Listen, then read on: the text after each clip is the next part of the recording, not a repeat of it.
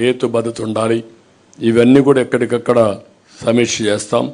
Petrol diesel కూడా ధరలు నియంత్రణ చేస్తాం.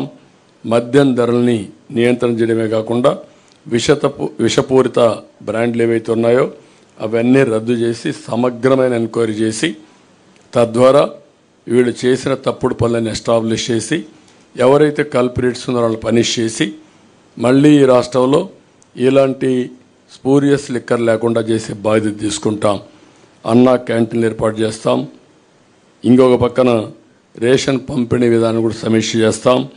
Fee reimbursement, aided colleges, private fee విద్యార్థులకు ఫీజు ఇప్పిస్తాం. కాలేజీలకే రుసుము చెల్లించి మళ్ళీ సర్టిఫికెట్ రాకుండా పోవడం, ఎగ్జామ్స్ రాకుండా పోవడం ఇలాంటి సమస్యలు లేకుండా చేస్తాం. ఉచిత ఇసుక విధానాన్ని తీసుకొస్తాం. దానికి సమగ్ర పాలసీ తీసుకొస్తాం. పగడ్బందీగా కన్స్ట్రక్షన్ యాక్టివిటీ జరిగే విధంగా కార్యక్రమం తీసుకొస్తాం. విద్య కేజీ టు పీజీ సిలబస్ అంతా కూడా రివ్యూ చేస్తాం. రాష్ట్రంలో అనేక స్కూళ్ళు 117 జీవో వల్ల మూతపడిపోయినాయి. అవన్నీ ఏం చేయాలో చేస్తాం. విదేశ విద్యని మళ్ళీ ప్రారంభిస్తాం. మళ్ళీ అందరికి వర్తిస్తాం.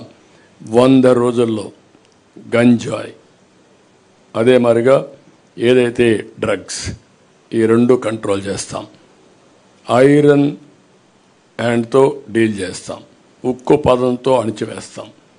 ఎట్టే పరిస్థితుల్లో ఈ రాష్ట్రంలో డ్రగ్స్ ఉండడానికి వీల్లేదు, గంజాయి ఉండడానికి వీల్లేదు. 5 ఏళ్లలో ఒక్కసారి కూడా సమీక్ష చేయనటువంటి బాధ్యత లేని ముఖ్యమంత్రి.